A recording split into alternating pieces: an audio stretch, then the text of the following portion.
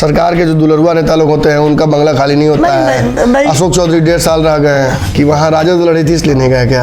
आने वाले 100 साल तक नहीं जीत सकते हैं। ऐसी स्थिति में क्या लगता है, भाजपा तो लगातार हमला कर रही है, भाजपा बोल रही है शराबबंदी जैसी कोई चीज नहीं है, बिहार में तो शराब चालू है। पल पल बदलती बिहार की राजनीति में बहुत कुछ धीरे धीरे ही बदल रहा है, लेकिन बदल रहा है। कैसे बदल रहा है? 2 उपचुनाव की सीटों पर जो रिजल्ट आए, उम्मीद की जा रही थी कि जनता अपना मैंडेट दे देगी। जनता ने मैंडेट तो दिया, लेकिन दोनों गठबंधनों को 50-50 करके ये एहसास करा दिया कि अभी असली लड़ाई बाकी है। कुर्ने में वाकई बिहार की राजनीति के 2 बड़े चुनाव 24 और 25 के चुनाव का एक वर्चुअल सेमीफाइनल होने जा रहा है। इस सेमीफाइनल में सभी ने अपनी ताकत झोंक दी है, लेकिन उस लड़ाई को मजेदार बना दिया है मुकेश सहनी ने। मुकेश सहनी ने यहाँ से प्रत्याशी उतारकर दोनों गठबंधन के दलों को चुनौती भी दे दी है। और ये भी कहीं ना कहीं अंदर खबर आ रही है, कभी ये भाजपा के लोग कह रहे हैं कि मुकेश सहनी मेरे एजेंट हैं, उनके एजेंट हैं, तो कभी उधर से कहा जा रहा है कि मुकेश सहनी हमारे प्रत्याशी को हरवाने आए हैं। अब चलिए, ये तो बात कुढ़नी की रही, लेकिन कुढ़नी चुनाव में एक फैक्टर बहुत महत्वपूर्ण होने जा रहे हैं। दरअसल इस सीट पर जो वोट है पिछड़ों का वो बहुत बड़ा है। अगर आंकड़ों के आधार पर बताएं तो लगभग 80,000 के आसपास है, जिसमें मुसहर समाज का केवल अपनी भागीदारी 26,000 के आसपास है। पासवान 30,000 हैं, रविदास 28,000 हैं। मतलब चिराग पासवान को तो भाजपा यहाँ उतारेगी ही, लेकिन बड़ा सवाल खड़ा होता है। पिछले चुनाव में 2 चेहरे लगातार गायब थे, दोनों सीटों पर लगातार लोग खोज रहे थे, मीडिया के कैमरे लेंस खोज रहे थे, लेकिन मिल नहीं रहे थे। एक नीतीश कुमार, दूसरे मांझी जी। अब सवाल होता है कि क्या मांझी जी यहाँ नीतीश कुमार को जिताने के लिए, महागठबंधन जिताने के लिए और इस 80,000 वोट को अपने पाले में करने के लिए उतरेंगे या यहाँ भी नागा कर देंगे? हमारे पास पूरी बातचीत चर्चा करने के लिए रंजन सिंह जी हैं, जो कि शिक्षा प्रकोष्ठ के अध्यक्ष हैं और काफ़ी मुखर वक्ता हैं, शिक्षाविद भी हैं। अभी बताइए कि 2 जगह वहाँ तो नहीं गए आप लोग, शायद तेजस्वी लड़ रहे थे इसलिए नहीं। हम लोग गए थे, मांझी जी नहीं गए हैं। अब देखिए, पहले बिना दूल्हा के बारात कैसे? पहले भी हमने देखिए, दूल्हा तो मतलब आज के डेट में अगर आप लेके चलिए तो डॉक्टर संतोष कुमार सुमन जी हमारे राष्ट्रीय अध्यक्ष हैं। मांझी जी ने ये कह दिया और एग्जैक्टली, और वो बोलते हैं कि अब कहीं भी काम होता है तो वही बोलते हैं कि अब उसको ले जाइए, अब वो सब जगह काम कर रहे हैं और वो अच्छे से काम कर रहे हैं। उनके काम में हमेशा पैनापन होता है। आप गौर करके देखेंगे तो वो बस बोलते कम है, लेकिन हर उस चीज को बड़ी तीखी नजर से, हर पैनापन से देखते रहते हैं कि कहाँ पे क्या हो रहा है। और रही बात मांझी जी की, तो पहले भी हमने इस बात का डिस्कशन किया था कि जितना मांझी जी उस समय थोड़ा अस्वस्थ चल रहे थे, इस कारण से वो नहीं गए थे। लेकिन हमने लगभग 20-25 जगहों पे सुबह से जो हम लोग शुरू किए, लगभग रात के 8 बजे तक हमने दौरा किया और वहाँ पे हमने अपने मैंडेट को ये कलेक्ट करने का प्रयास किया और ये दिखाने का प्रयास किया कि भाई हमारे जो वोट बैंक्स हैं, जहां हम रहेंगे, हमारे वोट बैंक्स वहां पे रहेंगे ही, उनमें ना रहने या कोई चांस नहीं बनता है। तुम आप कंफर्म कर रहे हैं कि मांझी जी जा रहे हैं कुढ़नी? एग्जैक्टली जाएंगे, जहां तक मुझे मालूम है। अभी तक तो ये वो सवाल, इसमें वो सवाल उठता है कि वहाँ राजद लड़ी थी इसलिए नहीं गए क्या? नहीं, ऐसा कुछ नहीं है, ऐसा कुछ नहीं है। उस समय स्थिति वैसी थी जहाँ पे उनकी तबीयत खराब थी। तो देखिए, आज के डेट में आप पहले एक बात समझ जाइए, आप हिंदुस्तानी अवाम मोर्चा की बात जब भी आप करते हैं तो वहां सर्वश्रेष्ठ 2 आदमी हैं जी, जहां पे आप दोनों को एक पैदान पे, क्योंकि वो संरक्षक हैं, हमारे संस्थापक हैं और उनका ओहदा एकदम अलग है, लेकिन उनके प्रपेक्ष में हमेशा काम करने का काम आज के डेट में अब कौन कर रहे हैं? डॉक्टर संतोष कुमार सुमन जी कर रहे हैं। तो उनके परछाई है वो वो जाए या ये जाए, बात बराबर है। इसमें कहीं से कोई बट होने की गुंजाइश नहीं है। हाँ, और भी जैसे ही अगर शेड्यूल बनता है, क्योंकि बहुत कम समय में चुनाव का उस समय घोषणा हुआ था, उस समय व्यस्तता भी थी, तबीयत भी खराब थी, इस कारण से वो नहीं गए। लेकिन इस बार जो मेरी व्यक्तिगत जानकारी मुझे मिली है, उसमें शायद 29-30 के आसपास के शेड्यूल्स में दोनों आदमी का शेड्यूल बन रहा है और माननीय जीतन मांझी जी भी इस बार जाने वाले हैं। बिहार में हमने देखा कि बंगले की सियासत बहुत ज़्यादा की जाती है। अक्सर जब लोग पद से हटते हैं तो बंगले पर सियासत करने की कोशिश करते हैं, कुछ दिन तक रह जाते हैं उसमें, फिर सरकार के ऊपर एक बड़ा नैतिक दबाव पड़ जाता है कि उन्हें खाली कराया जाए। इस दबाव के राजनीति पर क्या कहना चाहेंगे आप? कल जिस तरीके से खाली कराया गया भाजपा के कई पूर्व मंत्रियों और जो बिहार के 2 डिप्टी सीएम थे, उनका भी बंगला खाली कराया गया। उन्होंने बहुत सारे आरोप लगाए सरकार पर, आप लोगों पर भी लगाए, क्या कहना चाहिए इस पर? देखिए कुछ बातें ऐसी हैं जहाँ पे जिसपे कटाक्ष करने का बनता नहीं है। देखिए उस समय क्योंकि भाजपा के बहुत सारे नेता मंत्रिमंडल में शामिल थे जी। और उनके शामिल होने के कारण से एक बड़ा कि आज जो मंत्रिमंडल में शामिल है उनको भी देने की आवश्यकता है, बंगलो देने की आवश्यकता जी, है और जी। हमारे संसाधन सीमित हैं, तो उन सीमित संसाधन में सबको वहाँ जस्टिफाई करना है, क्योंकि आप जिस तरफ ध्यान आकृष्ट करना चाह रहे हैं उस चीज़ को आप समझिए। तो भाजपा के एक मास कॉम के लीडर्स को बंगला दिया गया था, तो अब आज के डेट में जो अभी वहाँ पे अभी पदस्थापित हैं उनको भी तो कहीं ना कहीं एडजस्ट करना है, तो इस कारण से उनको खाली कराया गया। तो इसमें कुछ इस बात की बात आरोप लगता है कि मतलब सरकार के जो दुलरुआ नेता लोग होते हैं उनका बंगला खाली नहीं होता है। अशोक चौधरी 1.5 साल रह गए हैं।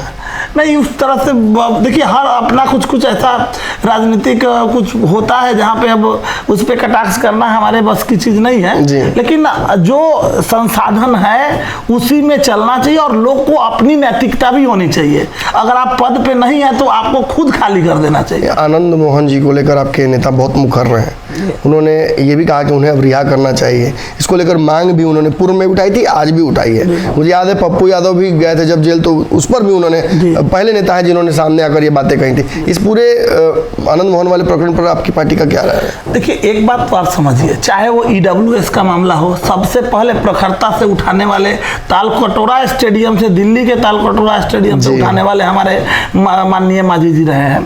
तो एक बात तो आप समझिए कि वो प्रखर वक्ता अगर कोई है और असली राजनीतिज्ञ कोई है, और लोग तो अपनी राजनीतिक रोटी सेकते हैं, असली राजनीतिज्ञ का कोई काम करते हैं तो माननीय जी तन्ना मांझी जी करते हैं। वो किसी भी बात को अपनी जो बातें हैं वो प्रखरता से रखने में विश्वास रखते हैं और उन बातों को वो पृष्ठभूमि पे उतारने का काम भी करते हैं। रही बात जो आप अभी आनंद मोहन जी की बात कर रहे हैं, तो देखिए कोर्ट माननीय न्यायालय के ऊपर टिप्पणी तो नहीं की जा सकती है, और उनका वो जो माननीय न्यायालय ने उनको दिया, उनको जो सजा दी और उस सजा को वो काट चुके हैं। तो इसी बात पे मतलब उससे शायद 1 साल उन्होंने ज्यादा ही काट लिया है, तो उस पे हमारे माननीय संरक्षक महोदय ने इस बात का जिक्र किया कि अब दुख होता है, अगर हमारे संज्ञान में है ये चीजें हैं, तो मुझे लगता है कि नीतीश जी को इसके ऊपर सोचना चाहिए और अगर उसमें कुछ सही हो सकता है तो करने की आवश्यकता होनी चाहिए।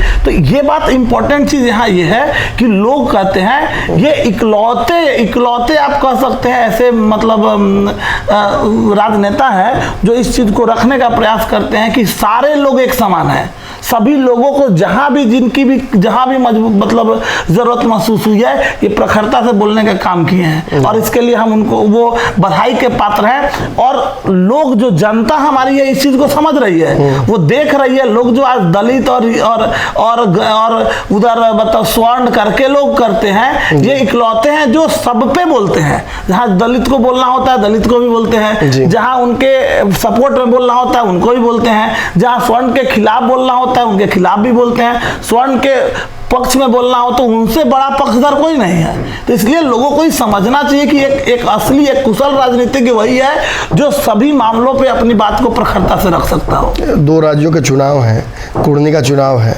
क्या लगता है मतलब आप जिस तरीके से आप नीतीश कुमार जी के साथ हैं, महागठबंधन बिहार में आप लोगों ने बनाया है, भाजपा भी काफ़ी ताकत बिहार में लगा रही है और भाजपा 2015 वाली भाजपा नहीं है, तो क्या लगता है इस बार लड़ाई कैसे होगी? देखिए लड़ाई कहाँ की लड़ाई के बारे में आप कह रहे हैं? दोनों राज्यों की बात भी मैं कर रहा हूँ, क्योंकि आपके नेता ने, मैं समझा नहीं पाया, आपके नेता ने ये भी कहा है कि नीतीश कुमार प्रधानमंत्री लायक हैं, आपकी पार्टी लगातार उस कैंपेन पे भी काम कर रही है, उसमें आप नीतीश के साथ हैं। देखिए हमने ये कहा, हमारी पार्टी ने ये नहीं कहा, उन्होंने कहा, माननीय संरक्षक जी ने ये बात बोला है कि नीतीश जी एक कुशल नेतृत्वकार हैं जी, और क्योंकि वो कुशल नेतृत्वकार हैं तो अगर वो प्रधानमंत्री के कैंडिडेट के रूप में आते हैं तो इसमें कोई आश्चर्यचकित होने वाली बात नहीं है। और क्योंकि उसके लिए उनका जो अगर एक्सपोजर करता है महागठबंधन और वो बाहर अगर निकल के आता है तो उसमें हमारा सपोर्ट हो सकता है। मतलब कुर्नी जीत और जो राज्यों की जीत है, इससे फायदा होगा, इससे मजबूत होगा विपक्ष। एग्जैक्टली मजबूत होगा। आप अपने आप को स्थिति में देख भी रहे हैं क्या? 100% देख रहे हैं हम लोग। हम आज मजबूत हैं, इसका प्रमाण सामने दिख रहा है कि अब उनको कहीं ना कहीं आप लेके चलिए तो किसी ना किसी को उतारना पड़ता है। और उतार के वो कैसे भी वोट काटने की, अरे भाई वोट काट के आप थोड़े जीतिएगा। मुकेश सहनी को भी आप वोट कटवा बोल रहे हैं। AIM को ही ले लीजिए ना, सब जगह वो जाके वो जान नहीं कि भैया हम नहीं जीत सकते हैं, आने वाले 100 साल तक वो नहीं जीत सकते हैं, फिर भी वो उतार रहे हैं। तो इसका मतलब यही होता है ये बी टीम सी टीम का खेल बहुत दिन नहीं चलने वाला है। अंतिम सवाल है, आपके नेता बार बार शराबबंदी को लेकर इशारा नीतीश कुमार जी को दे रहे हैं, जितनी उनकी क्षमता है और जिस तरीके से वो राजनीति करते हैं। उन्होंने कई बार कहा है कि शराबबंदी बहुत सफल बिहार में रह नहीं रही है, इसे चालू कर देना चाहिए। अब भाजपा ने कल जो वैशाली वाली घटना हुई है, एक अनियंत्रित ट्रक ड्राइवर ने नशे में की हालत में 1 दर्जन लोगों को टक्कर मार दी, कई लोग उसमें जख्मी कई मर गए। ऐसी स्थिति में क्या लगता है, भाजपा तो लगातार हमला कर रही है, भाजपा बोल रही है कि शराबबंदी ऐसी कोई चीज़ ही नहीं है, बिहार में तो शराब चालू है, बस सरकार को रेवेन्यू नहीं मिल रहा है। इस पर आपका क्या मंतव्य है? देखिए, एक बात मैं स्पष्ट तरीके से बोल देना चाहता हूँ। हमारे माननीय जीतन राम मांझी जी ने कभी भी ये नहीं कहा कि शराब खोल देनी चाहिए। उन्होंने ये कहा है कि देखिए शराब अच्छी चीज़ नहीं है, ये बंद होनी चाहिए और हम इसके पक्षधर हैं। उन्होंने बातों बातों में ये चीज़ कहा कि क्योंकि जो गरीब तबके के लोग हैं, जो मेहनत कर रहे हैं, उनको कभी अगर वो पी लेते हैं या कुछ उनसे हो जाता है गलती, तो 250 जो अभी एक बात बिना मतलब का लोग तूल बना दिया। उन्होंने ये कहा था कि 250 ml अगर वो ले लेते हैं तो उसके लिए उनको 1 साल तक जेल में बंद रखना, ये कहीं ना कहीं गैर जिम्मेदाराना, अमानवीय है। अरे जो तस्कर हैं, जो लोग लेके आ रहे हैं, जो वहां वो काम कर रहे हैं, उनको पकड़ने की आवश्यकता ज्यादा है। ज्यादा वो बेचारा बताइए, वो सुबह से शाम तक वो मजदूरी कर रहा है, 100 रुपए 200 रुपए कमा रहा है, उससे उसके पूरे परिवार का खर्च चल रहा है। तो उनके लिए तो यही असली राजनीति की यही है, जो उनके दर्द को, गरीबों के दर्द को, दलितों के दर्द को समझ सके और उस बातों को पृष्ठभूमि पे लाने का काम करे। तो इन्होंने पूरे क्लियर ढंग से बोला था कि हम शराब को मतलब सपोर्ट नहीं करते हैं कहीं से भी, लेकिन हाँ, वो जो गरीब तबके के लोग हैं, जो गलतीवश या किसी भी कारणवश अगर वो इल्मवश अगर ले रहे हैं, तो उनके ऊपर थोड़ी सी कार्रवाई में मरम्मत दी जाए और कुछ ऐसा किया जाए जिससे वो लोग अपने परिवार को, बताइए उनके बच्चों की क्या गलती है, उनके अब वो कर्ज में डूब जाएंगे, उनके वो खाने के लाले पड़ जाएंगे, वो सोचने वाला कौन है? तो ये सोचने वाला कोई एक ही है और वो हमारे माननीय जीतन राम मांझी जी हैं। तो वो हमेशा सोचते रहे और इस बात को बोलते रहे। कुर्नी जीत के अलावा बाकी सभी बातों पर भी इन्होंने प्रकाश डाला, लेकिन एक बहुत अच्छी बात कह दी, और ये आप अगर सांकेतिक तो अगर देखिएगा तो आंकड़े मिलेगा तो आपको समझ में आ जाएगा कि मांझी ने जिस वक्त शराबबंदी बिहार में लागू हुई थी तब से कई राय दिए हैं इस मामले पर। उन्होंने जो न्यायालयों की व्यवस्था थी जिस पर अतिरिक्त दबाव पड़ रहा था उस पर भी चर्चा की थी, और ये भी कहा था कि जितने अति पिछड़ा और दलित समाज के लोग जेलों में बंद है शराब मामले में, उनको भी रिहा करना चाहिए। सरकार ने उन्हें रिहा भी किया, उसको स्पीड ट्रायल भी कराया, और कहीं ना कहीं जो आर्थिक मुआवजा था, आर्थिक जो फाइन था, उसे बहुत कम भी किया। इसकी वजह से कहीं ना कहीं ये कहा जा सकता है कि मांझी जी प्रोटोकॉल का काम कर रहे हैं इसमें। तो ये थे रंजन सिंह, लगातार विभिन्न मुद्दों पर अपनी बात इन्होंने रखी। मुझे उम्मीद है कि इनकी बातों से आप संतुष्ट हुए हो। नहीं संतुष्ट हुए हो तो कमेंट सेक्शन में आकर आप इनसे राय शुमारी कर सकते हैं। धन्यवाद। अगर ये वीडियो पसंद आई और वह बिहार के राजनीति और बिहारियत से सरोकार रखेनी तो सब्सक्राइब बटन दबा के चैनल के सब्सक्राइब कर ली। ओजे एगो घंटी बा, ओकरा बटन दबा देला से कुल सटीक और मारक खबर रुआ मुफ्त में मिल जाई। अगर रुआ पत्रकारिता के हमनी के नया प्रयोग में सहयोग कर चाहतानी तो ज्वाइन बटन दबा दी। पेटीएम नंबर नोट कर ली 938681